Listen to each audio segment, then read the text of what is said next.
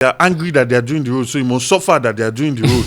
So you must suffer in traffic and watch them do the work. They want you to see it. You understand? Daytime. It must be daytime. But look at China. They work overnight. Overnight weekends. Their priority is to minimize the inconvenience to the people.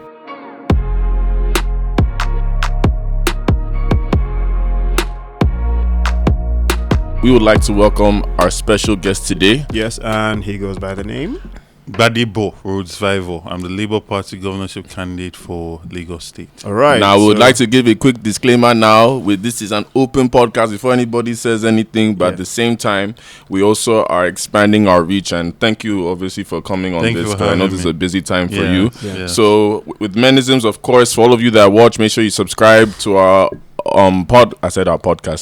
Subscribe to our podcast. It's true, sir. To our YouTube we channel, say the same thing. Exactly. To our YouTube, to our Spotify, to our Apple podcast. I mean, just subscribe. Exactly. And listen, right? So of course, like we do in MENISMS, the first thing we always say is welcome, and we give the disclaimer like, look, this is an open podcast. Mm-hmm. Be yourself. No embarrassing questions. Yeah. Everything. So today's topic, of course, today's topic is the Lagos we knew. Now. These are two different generations sitting on the table here. One generation here, another generation here. Yeah. So our perspective of Lagos is going to be different. And even through this, we're going to learn a lot more about you. Yeah. So, I mean, for starters, we'd like to know a little bit more about your background. Like, where were you born? Did you grow up in Lagos? And if you grew up in Lagos, what was it like growing up in Lagos during your time? Yes. I was born in Lagos Island. I'm from Lagos Island, indigenous Lagosians. City Hall is built on our family land. Oh, interesting. So when we say Omo Iko Pataki, actually, wow. No questions. That is us. But aside from that, Lagos that I know or I knew also is Lagos that my grandparents and my parents passed down to me in terms of what it used to be. Lagos State used to be a state where you could walk around freely and not be harassed or fear any intimidation. You could walk around late at night, go club hopping, you could open your tap and drink water, right? You could go to hospitals and get properly treated, right? It was communities, a lot of young people playing football at the end of the day, a very safe place. It was not a situation where you had so many young men standing by corners, the level of cultism now, level of agberoism now, level of insecurity now. That's not the case. Lagos used to be a place that worked at a point. As far back as 1966, Lagos State was ranked as one of the best cities in the world. This is a fact, right? Alongside London, Cairo, it was on that list. In the last decade, Lagos State has been ranked as one of the worst livable cities in the world by the same agency. So you're looking at a span of depreciation of over 40 plus years, right? So Lagos State was once excellent, and that's why it's called the Center of Excellence, but it has not lived up to that name in so long. So in you saying that, it's very interesting when, I don't know about you, but when I talk to a lot of people that are older than me now, even of the older generation now, everybody always says the same thing. Lagos used to work. Lagos used to this. While our generation now, I feel there was only a short period we saw Lagos working, quote unquote, because we're kids. So some of the effects didn't really affect us, but it was still nicer. At least, I don't know about your opinion, but for me, when I came to Lagos as a kid, I came to Lagos when I was 4. For the first time. And it's the same thing. When I was young, it was very open communities. You could walk to everybody's house. And that was good for the first 2-3 years. Then down the line, that's when Lagos just started going low and low. And I feel like our generation, none of us really have that many good memories of Lagos apart from our childhood. I mean, what about you? Yeah, so I like that this topic is even because there's a lot of like hands-on experiences that you tend to get from stuff like this, right? So I grew up in Sulu, the Tejo show, Yaba, Tejo show side. So, and those communities are very, your neighbor's keeper. Yes, right? Exactly. And so it was very encouraging of a society where everyone just kind of, you're not in the person's business, but you are. Yes. Where your friend's child can't be having an issue and you just turn a blind eye. Yes. Everybody's for everybody. Yes. It wasn't the Lagos we see now where it's like you mind your business and or you always right.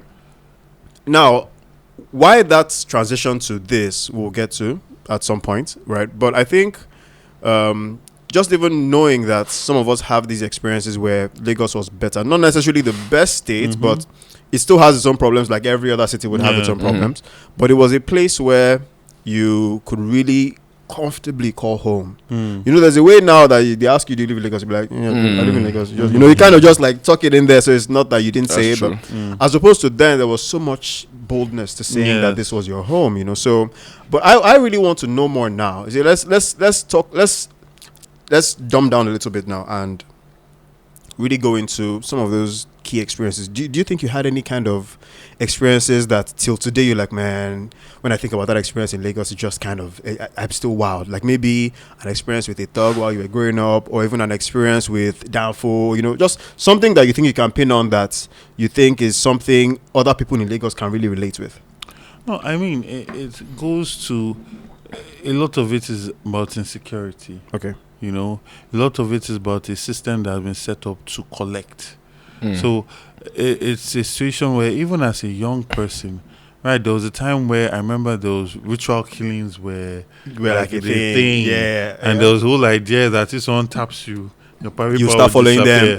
Yes. There was this. Not of that generation. So to give a quick disclaimer now about us now. Yeah. So he grew up in Lagos. I grew up in America. So the only time I came to Lagos was when I was 4 to 6. So a lot of, that's why I'm even just learning. So I'll give more butcher. So he said there was this thing that went on then where if somebody just touched you, maybe a mad person touched you, you lose your private parts. So in fact, if they touch you, you kind of have to just quickly check and be sure. It was a thing. So it was actually real.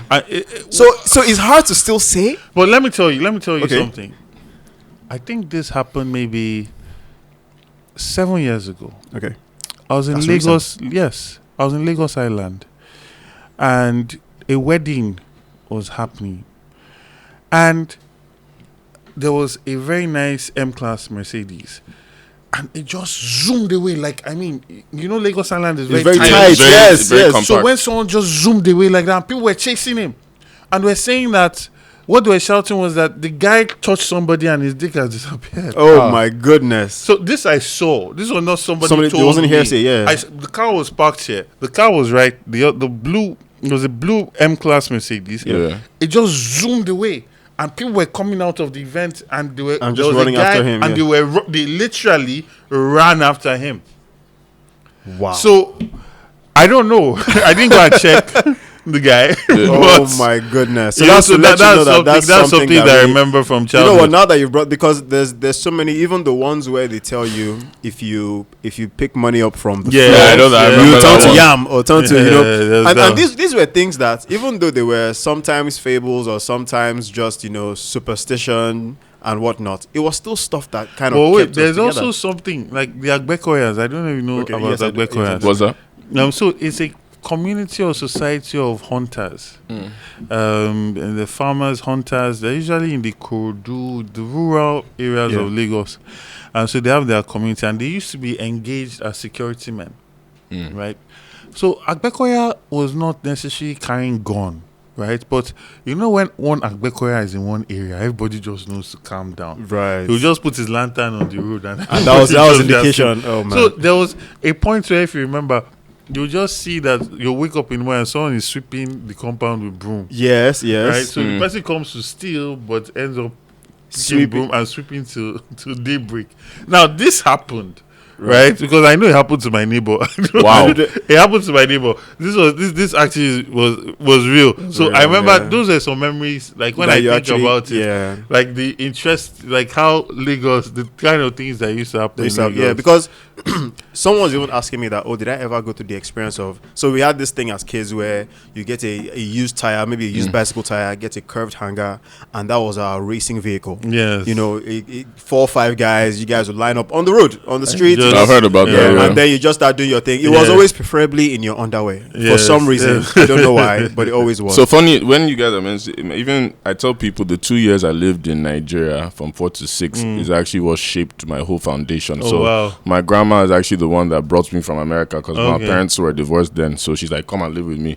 So my grandma runs a big school in Nigeria. So I used to just be around all the communities. But even in that period I was there, I tell people living here for those 2 years, one, this is stuff we'll talk about, but I feel like one, the education then like really made me advance Yes. in just those 2 years. Yeah. Exactly. Because when I came back to America, it was like, yo, this thing is Yes. that's one. Yeah. Yeah. Two, even it's funny how, like you said, the community feel, because a lot of the boys I grew up with, some of them are still my friends till today. And then something I remember, I don't know if trying to remember, but is it me or going to the island back then was like an adventure day? Oh yeah, it was. It was. Okay, I wanted to make There sure was it no wasn't just Lekki there. because I Yeah. remember back in the day, like there was one time we went to the island and you're on the bridge, and Yeah. my uncle showed me an old video of us in the car, and you see us like, oh, we're going on an adventure day, and I'm Yes. like, wait, to island? Yeah, Yeah. because There you know was why? no Because, Lekki because there. it was mostly just parcels of land. Yes, it was just just empty land, trees here and there, some roads not fully done properly, you know. So it was, but there were some establishments that were already running, like the Alpha Beach, for example. Alpha Beach had been there for time, and so Yes. people would come from Surulere, come from Ogudu, drive all the way to Bar Beach. Bar to Beach, yeah. So is it the case Alpha that Beach, everybody, so a lot of people in Lagos now from their primary days, is that a lot of people actually all started on the mainland? Because I started in Adeni Jones, then we moved to Island. Or was there the island already back in the There day? are people living in Yaba, there are people living in Ikoyi, Yes. there are people living in Victoria Island. Oh, so those were already established They even were- back so- in the So day. if I let were me tell you, right, established, so Victoria Island was even zoned for residential. Yes. So in fact, anyone then that lived in, so now now you can almost hardly find people who live in Victoria Island per se, except they're Yeah. like high end or a recently done structure. Most of the old buildings were converted to offices and whatnot. But Yeah. VI at the time, even up to my high school days, was still like a residential area. Wow. Yeah. So people would come. So people lived in the VI, the Ikoyi, the Lagos Island. Yes. People live Lagos in those Island, zones yes. a lot. So Yes, yes. so but yes, a lot of people who live on the island now move from the mainland, basically because mainland was more residential, island wasn't fully developed, you know. Yeah. There was still so much expansion going on. I mean, Yeah. now we have Ajah, now we have those Exactly. places weren't there At at the those time. times. Yeah. So even to like going on this point now, so let's say from that's primary school days, so secondary school, where'd you go to secondary I school? went to ISL, International Wow. School Lagos. Yeah, it's Okay. Rival. GSS3, SS1. Rival. Yes, yes.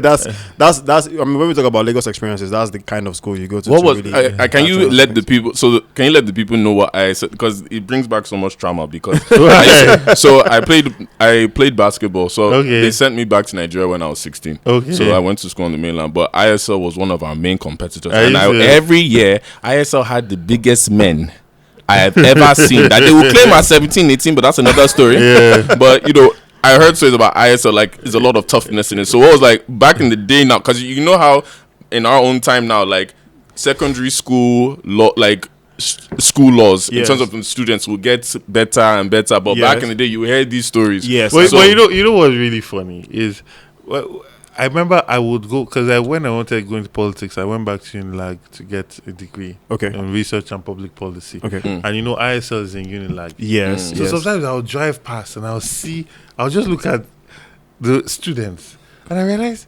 these people are children. But then when you were there, and then you're like, these are like the and you know grown-ass the men. funny thing is that you see the guys in SS2, and this is how Yeah, they look yeah, like. yeah, You're yeah. like, man, those guys. And when you see them now, they're like, these are kids. And do you feel Yeah. so?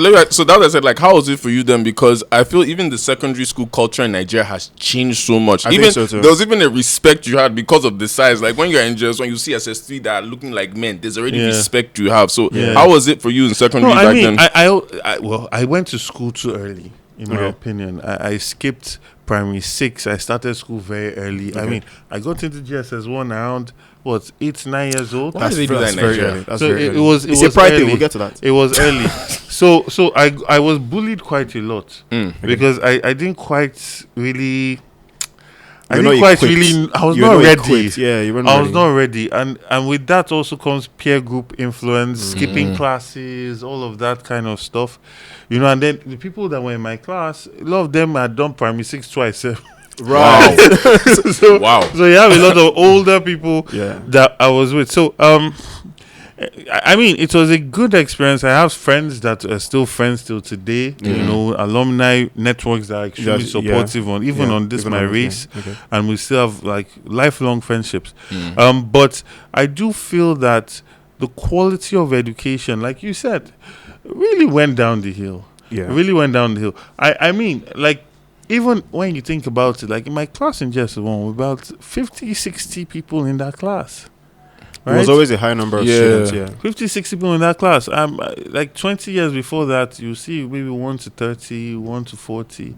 And then in that one class, you have several arms, right? In ISO, you had violet, silver, crimson, all of that. So, but all in all, I mean, there were good and bad days, right? I've been raised with a lot of love. And generally, bullies tend to target people that are raised with a lot of love. It's a sign. So wait, let's get some context. So now that you talked about how you were raised, what would you say your family structure is like? Are you a firstborn? I'm the firstborn. Okay, so that means aside from the fact that you were raised with a lot of love, you still had a lot of responsibility. Yes, and I was raised to be that. Right. I was raised to be the person that takes the responsibility. Okay. You don't just sit back and be an actor. Okay. You get involved. Right. I remember one time during that MQ. Remember there were protests, June 12, all of that. Yeah. So I was in Chrisland then. My primary school was Chrisland. Okay. And I lived about like a 40-minute to 50-minute walk away from the school. And then the school shut down. Teachers were going home. Everybody was scared. And somehow I was able to rally all my neighbors' children. All of us. Imagine me small. Led them as if we were crossing the desert to the house. So the parents rush back from school, go to the school, they can't find their children. You can imagine how traumatized they are. The panic. Then they come back and they see their children at home. And they're like, how they come home? Gbadebo brought us home. Like, who told Gbadebo to bring home? But my mother and my father in that point looked at it and talked to them and said, this is not a moment for you to be upset. Yes, something could have happened. Yeah. But this child took initiative. He could have just come with his siblings alone and left everybody else. But he took charge and brought all of you home. So and then they turned that. But those are some memories. Okay, so I mean, so would you say that that's?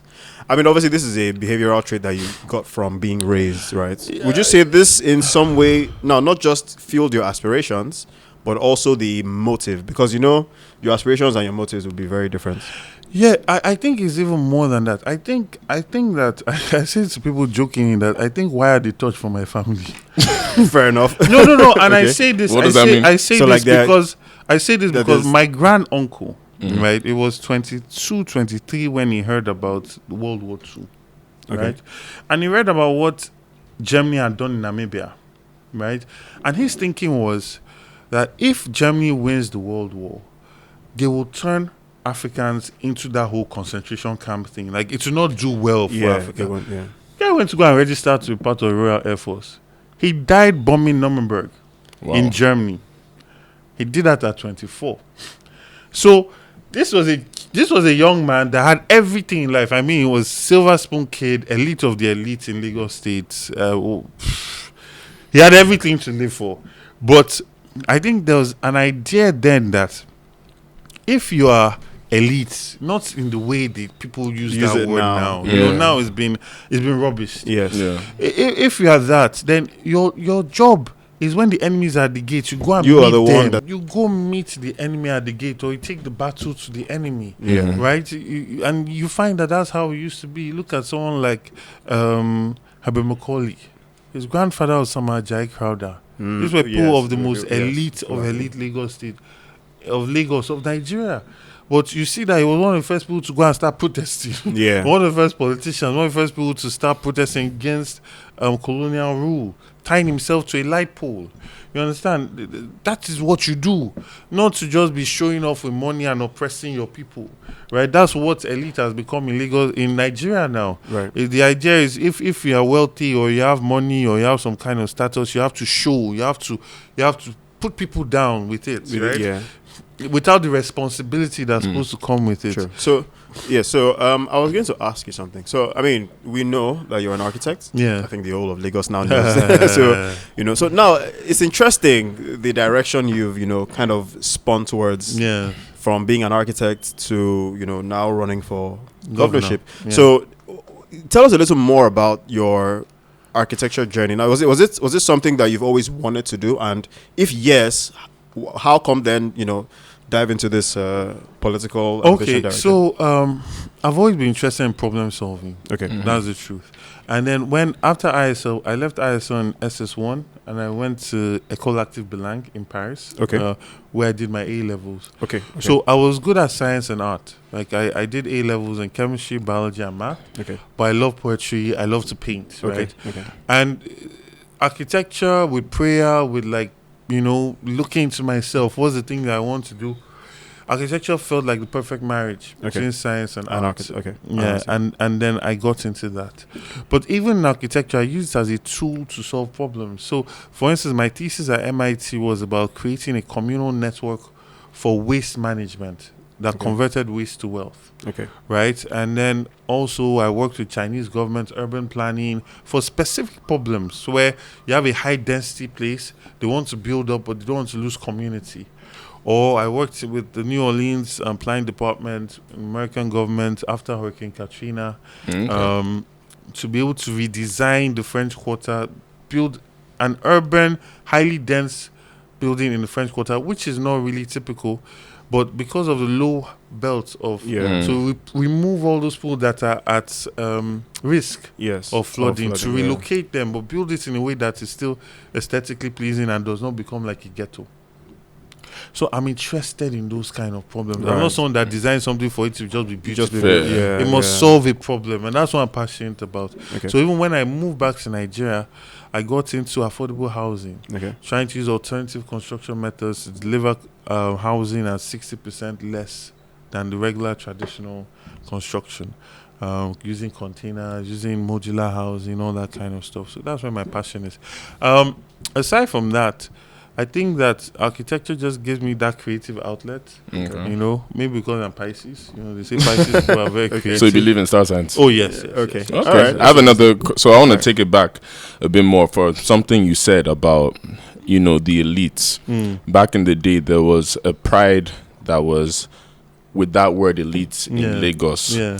Where do you feel that change started, that the pride of being an elite, or people took the initiative to really step forward for their country? Where do you think it started changing? Because there was a pride, I feel like you said, back in the day in Lagos, there was more pride about being a Nigerian or going towards political rallies, all these things. But now in this, but in this generation now and all, it's like there's so much hope that's been removed from us. So where do you feel like that change started? I think it happened with the military incursion into our democracy.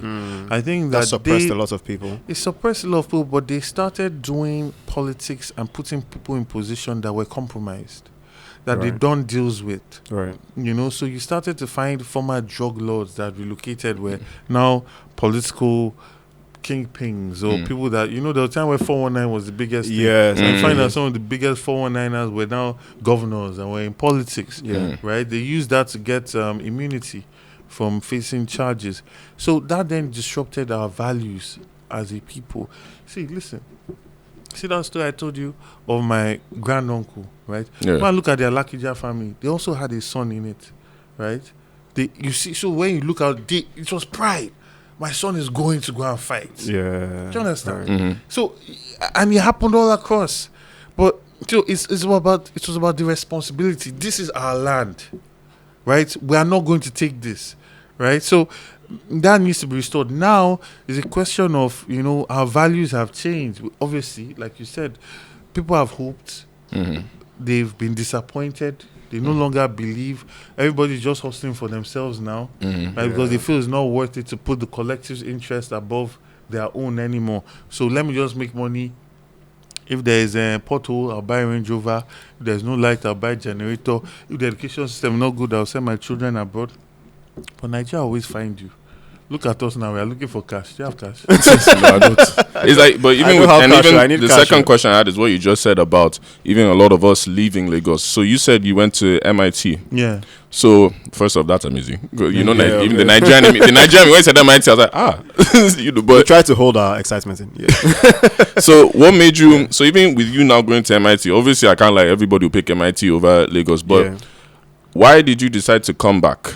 Because you just said it yourself. You did projects. You went to MIT. Anybody that's gone to that school around the world, your life is already You now came back. So what made you come back? It goes back to what I said. There's something in the water that we're putting in my food in that house. Is what it is. In my father's house. All of us came back. Oh, so all of you went to school abroad? All of us went to school abroad. All of us came back.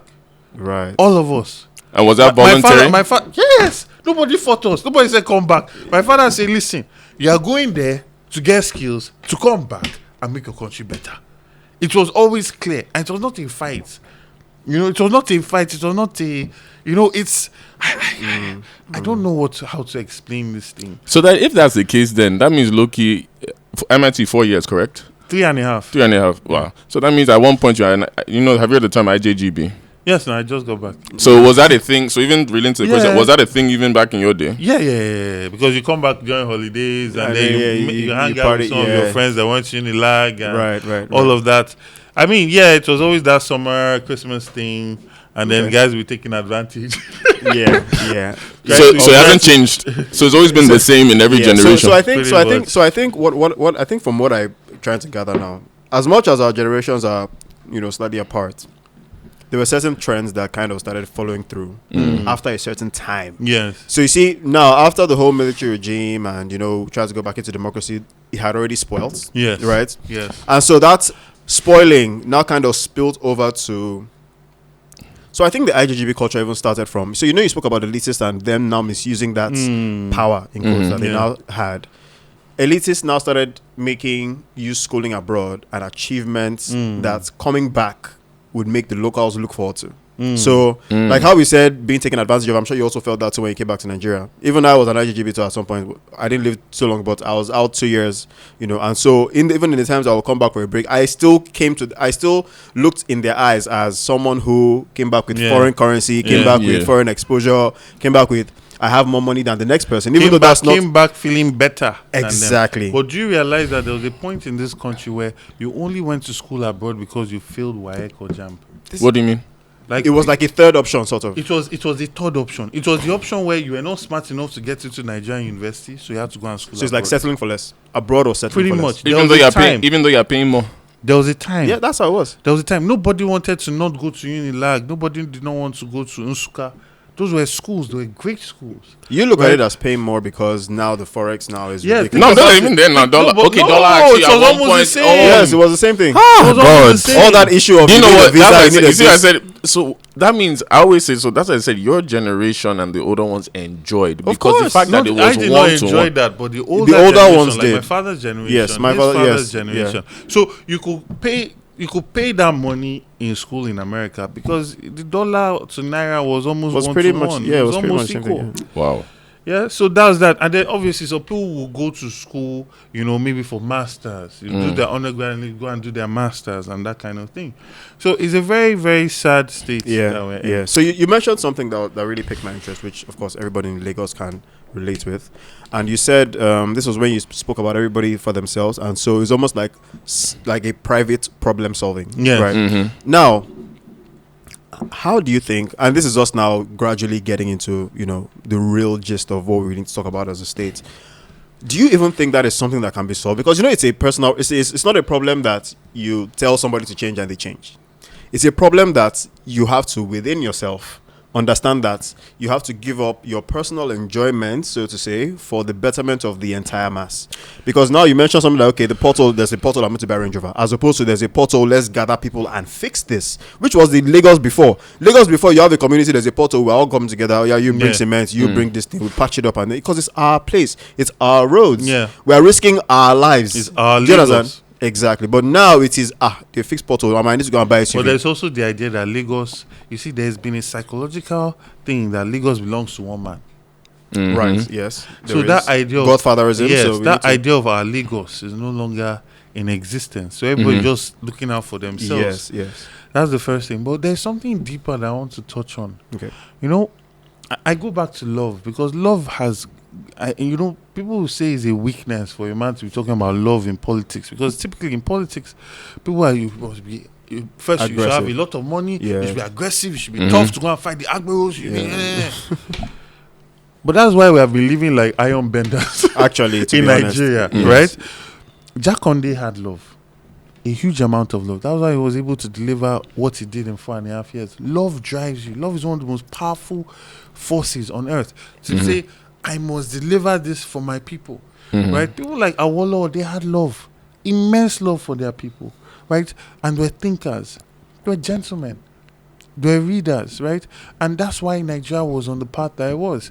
And then you now find a situation where somehow, because the people that got involved in politics redefined the paradigm of what a politician should be.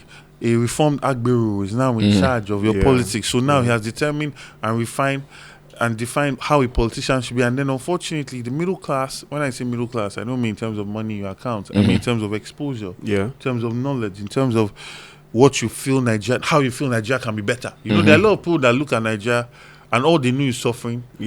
So you can't really even expand their mind that Nigeria can be better. There's no idea. So they'll just keep doing the same thing over and over again. That's one set. There are not a group of people that are exposed. They know Nigeria can be better if you had better leadership. But those guys, for the longest time, not participate in politics. They not participate in elections. So I have two questions from what you just said now. The first question is, there are a lot of names you just mentioned now that were great leaders, but some of us may not know who they are. So do you feel like education now is really affecting the political agenda since we don't know our history? Because I can, even some of the names you mentioned, I didn't know about them because obviously not being here, but I had to like go out my way, go on Google. But in school, I never was taught. Even when I went to secondary school, SS2, SS3, never taught this. I think that's part of the Lagos we knew, Nigeria we knew, because I mean, from my primary school, we definitely did a lot of social studies, a lot of current affairs. I mean, you had these little pamphlets that every single person needed to move around with. So you have one question, you quickly flip. It's a very small book. I can't even remember like the author and everything. Very small book. You go around with it. You know, they ask you what's the primary study. You quickly reach into your bag, and because everybody had pride in having this information. Right, as a primary 3, primary 4 little pupil, it was pride to know that you knew these things, right? So, but this started to dilute as you got into high school, secondary school. As you got into, in fact, secondary school, there was just nothing like that. You know, it was now was that the same for your generation? Because that's our same. Yes. Yeah, it started to numb down. I feel that, you know, and that's why I've campaigned heavily for the return of history to school curriculum. It's important. And even though they say they have done that, we need to revamp it, because see, history is a means by which you program your citizenry and you show the values that you want to celebrate, that you are proud of and you want to see more of. And then you can also show through history the people that you don't want those qualities in your society again. And that's why America, Europe, they don't play with their history. And that's why you see them, even the cheapest, the white trailer park, whatever you want to call it, that guy has still one kind of pride in America because of the history that's put in you, that they've put in them, right? And that's something that we need to look at.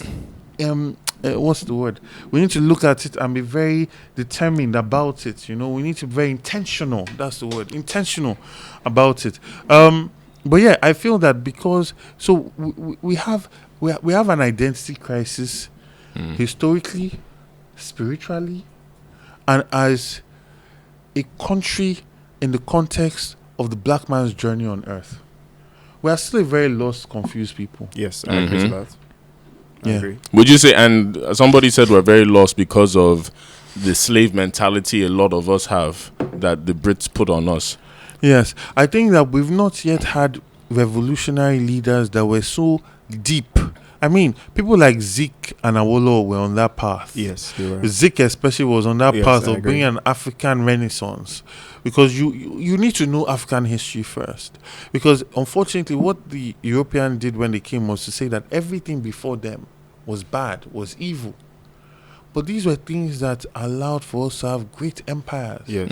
It was a cultural pedestal that we built everything and it was built by us over time. You look at the Oyo Empire, you look at the Oyo Mess, you see how they were able to remove kings that misbehaved or did not manage the affairs of the realm properly. Right? They just send you a calabash with a pigeon or a pigeon egg inside. You have to kill yourself. Yes, you have to commit suicide, and your firstborns, all your sons have to commit suicide as well. So that entire line is gone. Wow. But before that, there was the Ogboni that everybody says evil now, but they were like the parliament. And they sit down with the king in secret, because they cannot, Kabiyesi means the one that is not questioned. But they were able to sit down with the king in darkness, in a secret society where they could call him to question. Right? So meaning that there was still order. Regardless. Yes, there was order. It was a well-planned, well-thought-out form of government that evolved based on their own unique peculiarities. But now we are just copy-pasting America tomorrow, copy-paste Britain. In fact, I don't even and think then the worst thing is, you look at the entire European Union. No state in Europe has the same government system. Not a single one. This is a very important point that Not you a just brought single up. one. Because I was going to ask you then that. So we spoke about the lack of exposure, which for me personally is one of our biggest problems. Yeah. Lack of exposure makes it so difficult for you to even sell a dream, right? Because you can't.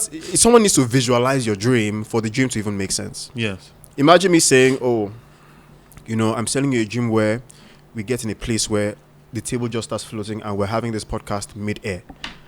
All of a sudden, you used to look at me like, "What?" Do you get it? Because that's not even something you're ready to visualize, because, okay, what's the mechanics behind that? It sounds like it's just magic. Whereas, if we come to a time where there are now floating chairs, and if everything we do off ground, I can now begin to sell that dream because you have been exposed to that. To it. But that lack of exposure just brings a cap to whatever you can sell. So my question now is, we know that a very large number of the people in Lagos and even Nigeria as a whole are not as exposed as we would like them to be. Yeah. And that's why you still have that our transport system sells, they will sell you a bit. And by a bit, I mean you set up bus stops and everything, but the downfall will still stop in the middle of the road. Yes. The bus stop is right there. It will stop you in the middle of the road, cause a backlog of traffic. Yeah. The last man is looking at him, even waving at him because he's his junior brother. And then we're back to the chaos. So what they do is they almost like they just throw you crumbs of exposure. Tokenism. Just throw you crumbs of exposure. Tokenist So government. my question now is how do you break from that? Because if they're not exposed, whatever dream you want to sell. And even becomes before null that, and can you void. explain tokenism or what you just So said? tokenism is a situation where your government is just focusing on throwing projects, not completing them, but the idea of a project, Even right? starting, A year or months to an election. They want to scramble and do projects. They do things to make headlines, but you don't feel the impact. But when it's close to the election, you start hearing about it. They want to start selling you their health insurance. They're going to churches now. Why didn't you do that 3 years ago? Exactly. Right? You're commissioning a blue line. You bring your whole president to commission it. I know for a fact that nobody used the blue line yesterday. I know that nobody's going to use the blue line tomorrow. So what was all that about? It's tokenism.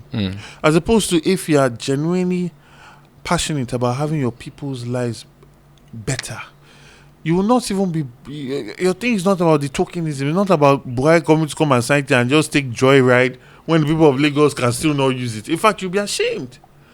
Right? And that's what I mean by tokenism. Just fragments, like you said, fragments of development, but really the entire state is being run to aggregate resources to one man, his family, and his cronies. So I want to ask another question now, and sort of relating to what he said, where the first question is, do you still believe there's a middle class in Lagos right now? So there's a middle class in terms of exposure, and that's where I was going to go to with this question. I don't say there's a middle class in terms of income. There's a middle class in terms of exposure. Yes, obviously there are some people that are lower middle class, right? Some are upper middle class, but it's not really what a middle class should be. Middle class is supposed to be the largest section in that pyramid, right? But you see, in terms of exposure, I find that there are lots of exposed Lagosians.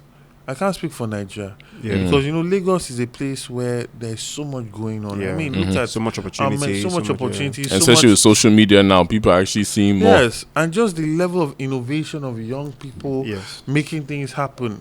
And with the internet now, like you said, you are seeing things. You're on Instagram, you are seeing what the Saudi prince is doing. Yesterday I saw that they are building a ski resort in the deserts. I'm sorry, but I have to cut it. I can feel the pain. In the desert. I can And then feel if you it. see the builds as an architect, almost like orgasmic, and you're looking at this thing like visionary leadership. Yeah, and not even Because the oil, the same oil. Yeah, exactly. We have the same oil. Same everything. Anyway, let me not get too heartbroken.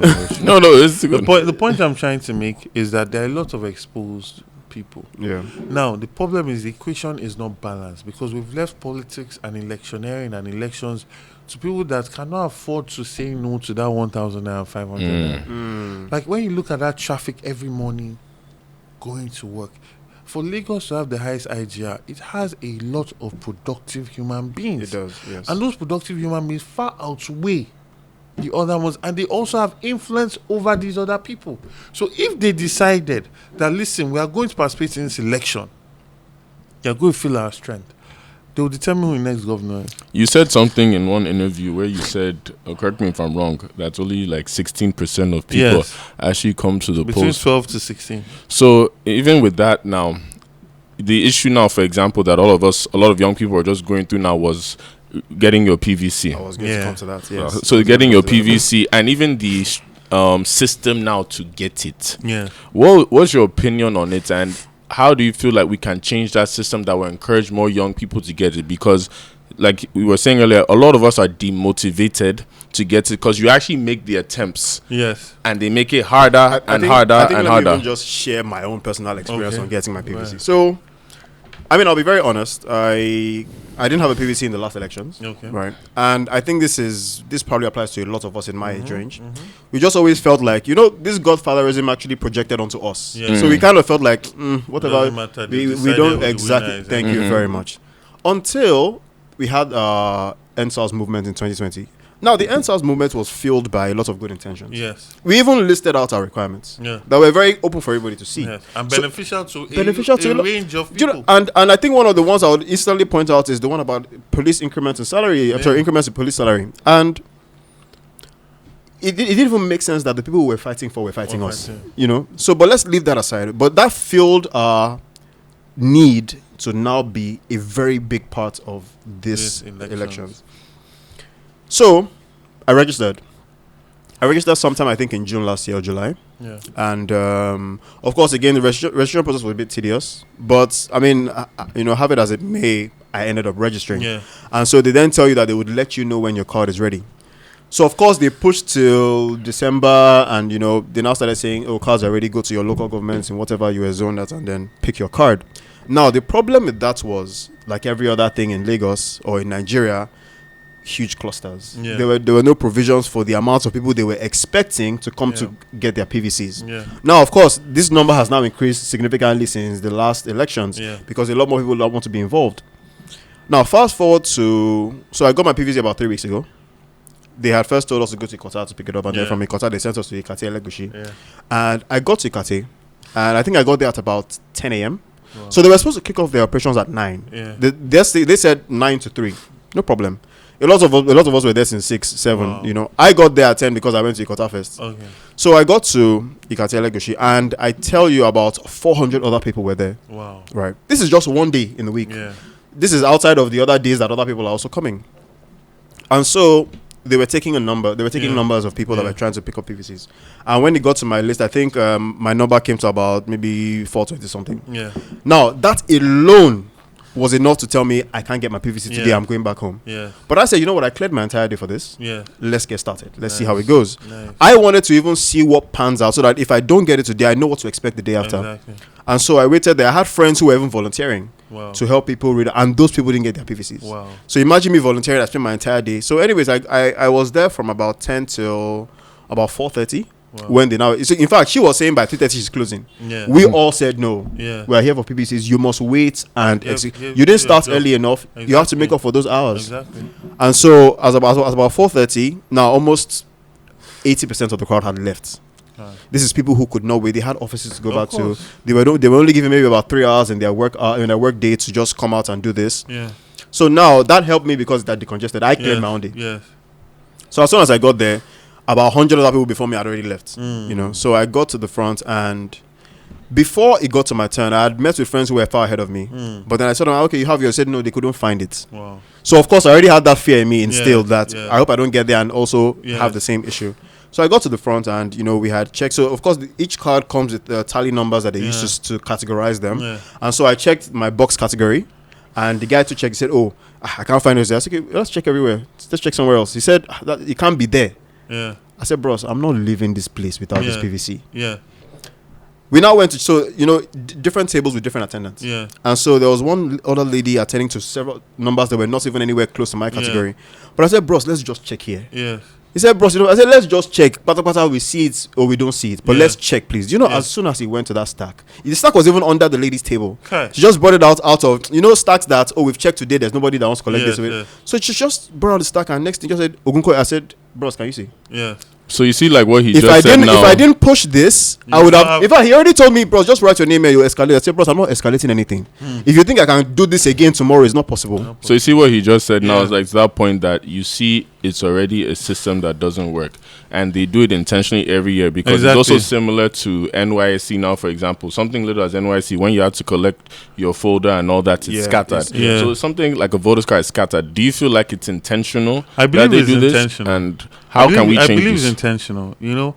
Power is not served a la carte, and these people are scared of this new generation. Yes, they're scared of this new generation that's demanding good governance. They've never been this scared.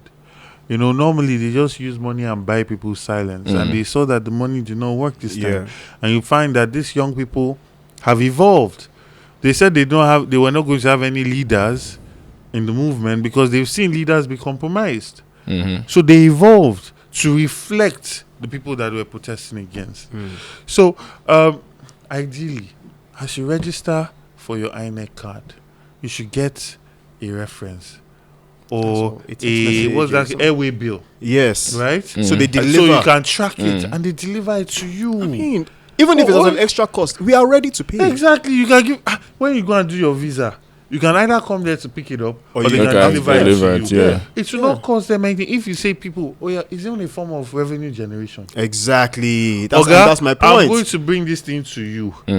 Pay 1,500 naira. 90% of people will pay. Of course. Because that 5 hours that they are spending there is definitely worth the 1,500 I'm going to pay. It's worth so much more than 1,500. Even the transport to get there, transport to go back home, stress, emotional trauma, right? It's way more than 1,500. So, but you see, we have a leadership that is visionless. They almost make it seem like they're doing you a favor by giving you the PVC. That's the truth. They make it look like they're doing you a favor.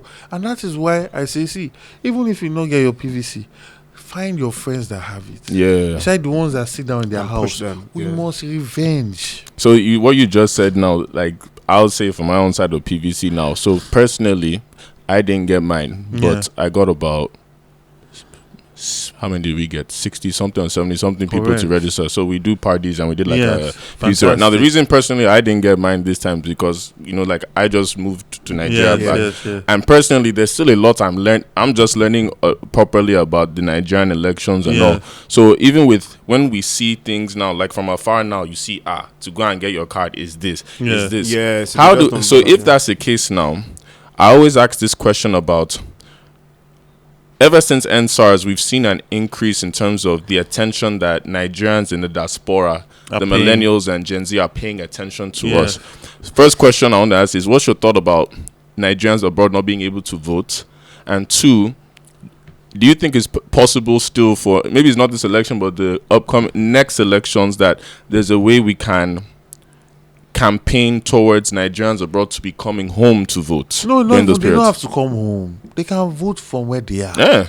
They should be able to. These people. No, is it as in yes or no? Can we right now? If you're a Nigerian abroad, okay. I didn't know that. No, you cannot now. Okay. But the idea is that's where we need to get to. Yes. The diaspora remits more money than what we make from oil. Yes. They are the largest source of foreign exchange. How can you say they will not have a say on who is governing them?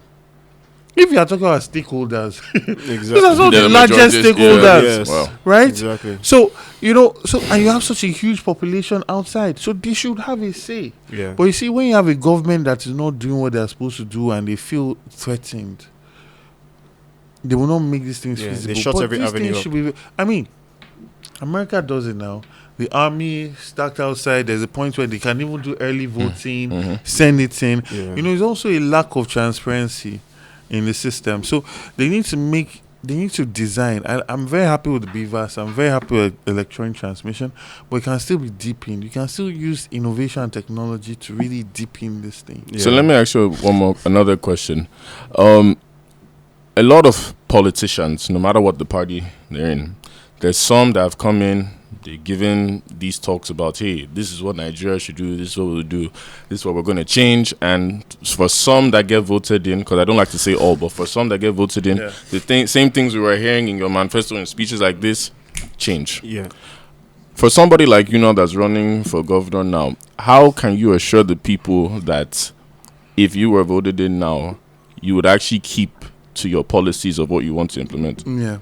Let me give you an example. See, even though I'm contesting against Sanwo-Olu, right, I also feel bad for him in the sense that he can have the biggest visions for Lagos State, but by virtue of the party structure that he is in, he cannot do a tenth of it. You look at what happened with Ambody. Ambody tried to transform the waste management system. They tried to do so many things. And look at the way they removed him. A sitting governor, see how they disgracefully removed him. And then the governor that came in as a beneficiary of that, of course, would be a lame duck. Because he would definitely not want to experience that, at least not in his first term. He might try to pull stunts. Well, he's not going to get a second term because I'm running. But the idea, I love that. The idea is that, you see, that's why I did not join the APC. I've started in Kowa Party. I ran under PDP as central candidate. I was running for governor under the PDP.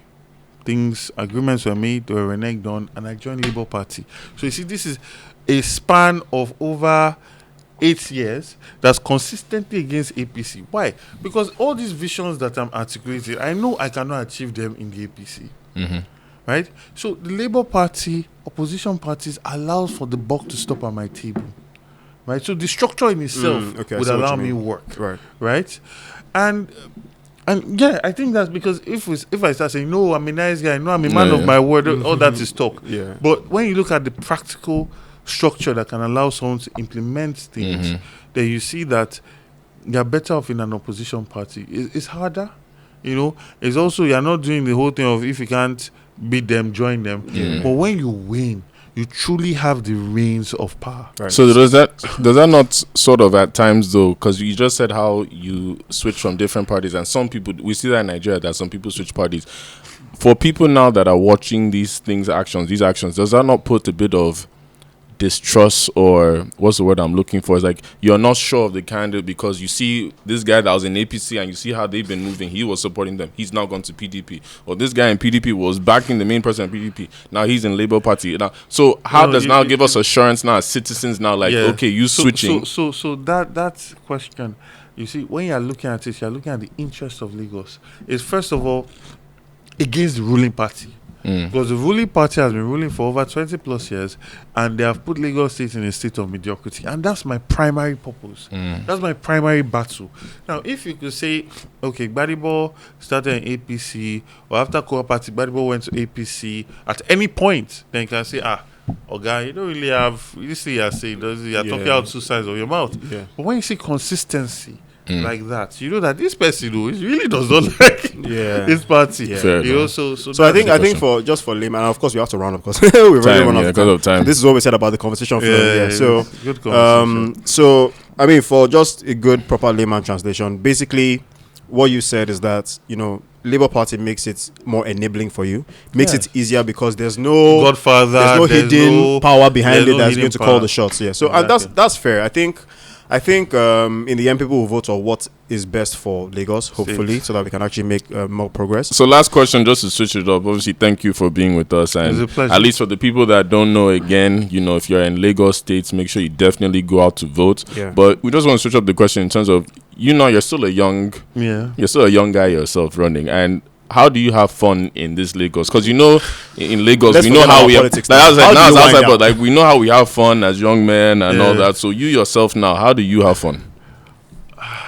Be honest though. I know you'll find it boring. The honest truth is, I like reading, sleeping. Okay. Honestly, If you don't find sleeping boring, you've had your phase already of the main I'm fund. 39. I'm 39. Okay. I'm going to be 40 next month. Right.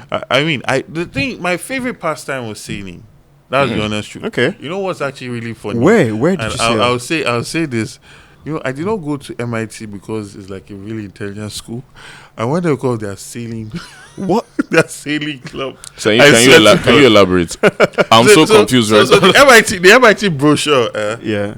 It had all the sailboats on the Charles. I don't even know Boston. Yeah. The Charles that connects Harvard and MIT. And that was just the brochure. And when I saw it, because I had to choose between Yale, Harvard, or MIT. Once I saw it, I said, this is the school I'm going to. That was a subtle flex, Loki. Subtle flex. Yeah, subtle flex. I said, this is the school I'm going to. But funny story, actually. This is a funny story. Okay. So, you know, my friends, a lot of them were Harvard, and I'll tell them, you know, let's go and let's sing. They're like, no, this is an Oimbo man. So I said, okay, you know, I'm leaving you, I'm going to go and let's sing. So I went to boat house, I learned, and I became good at it. And then we'll go clubbing, right? And then I'll be there talking to the lady, and I'll say, you know, let me take you sailing tomorrow. Mad. And that always went down very well. Mad. Where's my notepad? I need to write it down. And my friends will be like, it never failed. And my friends will be looking at me like, God damn, man, we shall follow this guy go sail. So then they now up their game. So they were talking like, let's go sailing tomorrow. But guess what? I was the one that always had to be the one to sail. I was the third wheel in that. So that was messing up their mind. So they now said, you know what? Okay, let us now learn sailing. Wow. Mad. So now they came. My friend, I'm not going to say his name. Okay. But he came sailing. So if sailing is not the speedboats, of course, it's like a cruising, proper dinghy. You have to know you your way do direction. it in Lagos? No, I've not. Okay, now so just my own personal request, please add sailing to your Lagos campaign. Yes.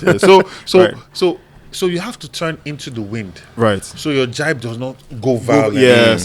So he was learning. He mistakenly turned like this, and then the boat just started spinning. Hit his head. He lay down flat. Wow.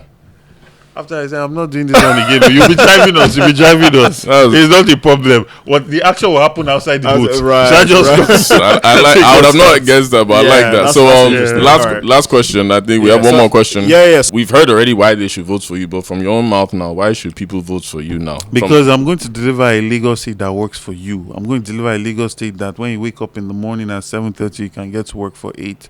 A legal state that is transparent and open. You're not going to have to be looking for how government is spending money. A Lagos state that when you get a bridge for 4 naira, it actually costs 4 naira, not 16 naira, right? So you are going to be operating at times 4 what APC is currently doing, because most of the bridges that they are giving you cost 4 times the price that actually takes to get done. Right, we're going to open up our books. We're going to create an enabling environment for the private sector to get involved, and we are a government of platforms, innovation. The government does not need to build everything. You can create platforms for young people and for the private and public sector to invest in. I'll give you an example. We need to change all the danfos in Lagos State. We need about 70,000 danfos, to replace all of them.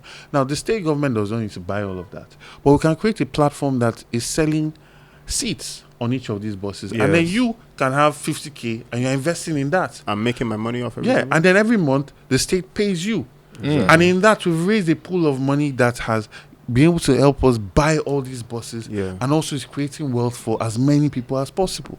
Right? So it's a government of platforms, a government of systems, not a government of projects. Right? So everything must be layered and connected so you can actually feel good governance. You see, someone said to me that, you know, when there's security, it's not something you see, it's something you feel. Yes, I agree. So these people, they'll do the road, and it's almost like they're angry that they're doing the road, so you must suffer that they're doing the road. So you must suffer in traffic and watch them do the work. They want you to see it. You understand? Daytime. It must be daytime. But look at China. They work overnight weekends. Their priority is to minimize the inconvenience to the people. Right, and that's what we're going to be focused on. You know, so that's what we're going to deliver: quality governance that is constantly looking to create an enabling environment, fight poverty, ensure that your life, your business flourishes. All right, so we heard it from the horse's mouth. Great episode. Where can the people find more information about you? GRV Lagos on Twitter, on Instagram. Okay. And GRV Lagos on the website. We'll follow you right now. At least for the people that are on streets too, you also see his flyer, also architect of Lagos. That was stood out to me. But yeah. All right. So thank you so much. Thank you so much. Thank you. This has been amazing.